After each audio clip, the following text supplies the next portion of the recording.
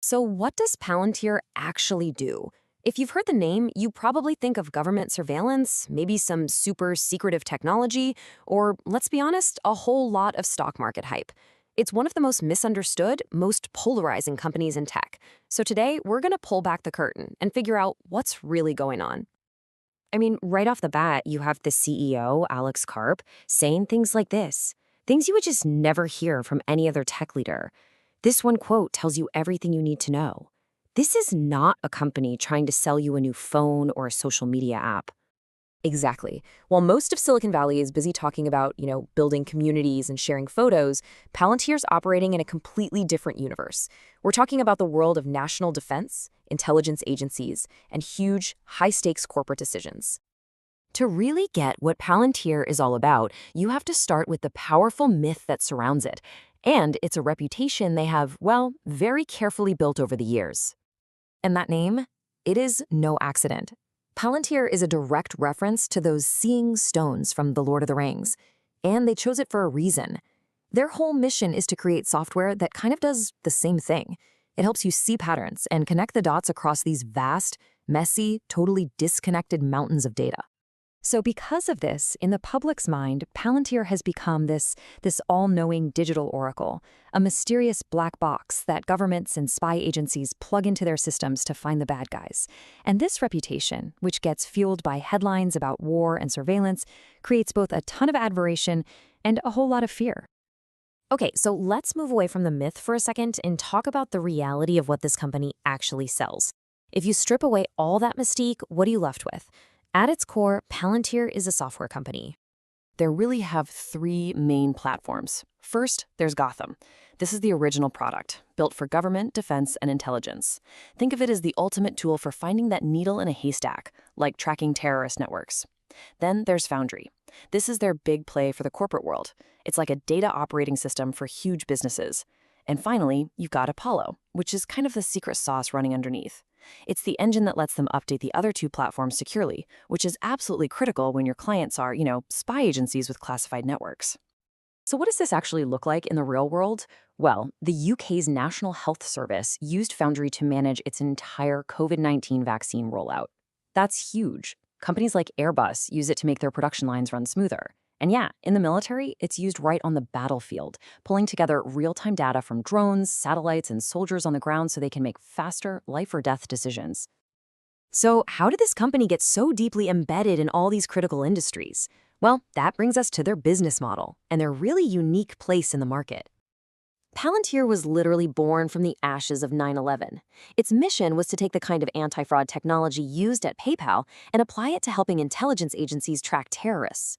And get this, their very first investor was InQtel, the CIA's own venture capital fund. That tells you everything. After working in the shadows for years, they finally went public in 2020 and were just recently added to the S&P 500, which is a huge deal. And they are not a small company. In 2023, their revenue topped a massive $2.2 billion. This isn't some scrappy startup anymore. They are a major, major player. And if you look at where that money is coming from, you see a really important part of their story. While they're famous for their government work, which is still over half their business, their commercial side is growing incredibly fast. It shows they're successfully breaking out of that defense contractor box. And this gets to their core pitch. They position themselves as the new school software disruptors. They're here to challenge the old school hardware-focused giants, the Lockheeds and the Boeings of the world.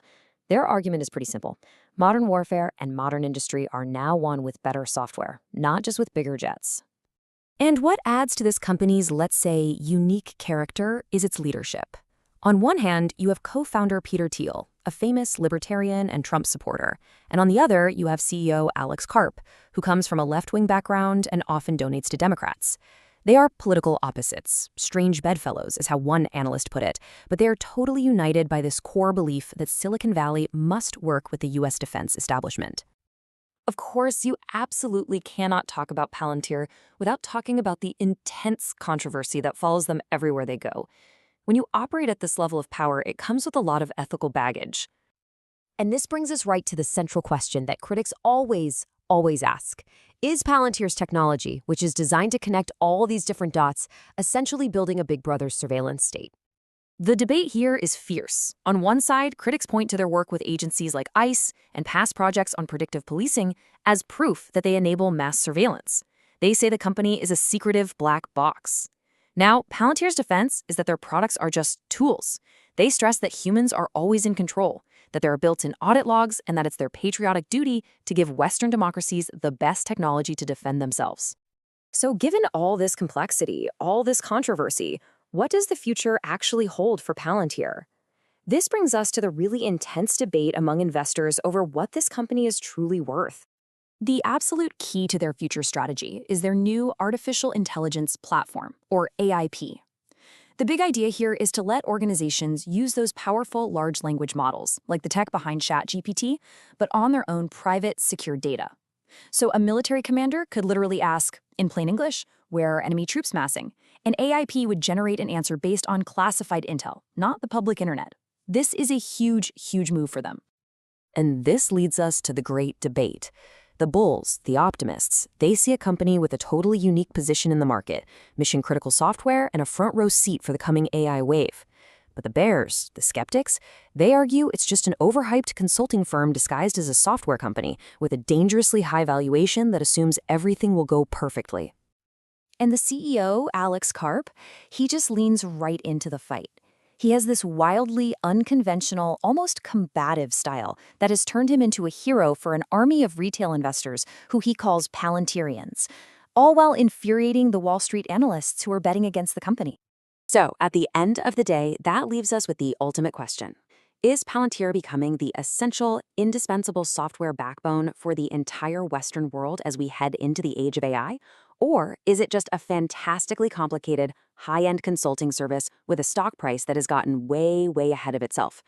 The answer is going to define not just Palantir's future, but maybe a little piece of ours, too.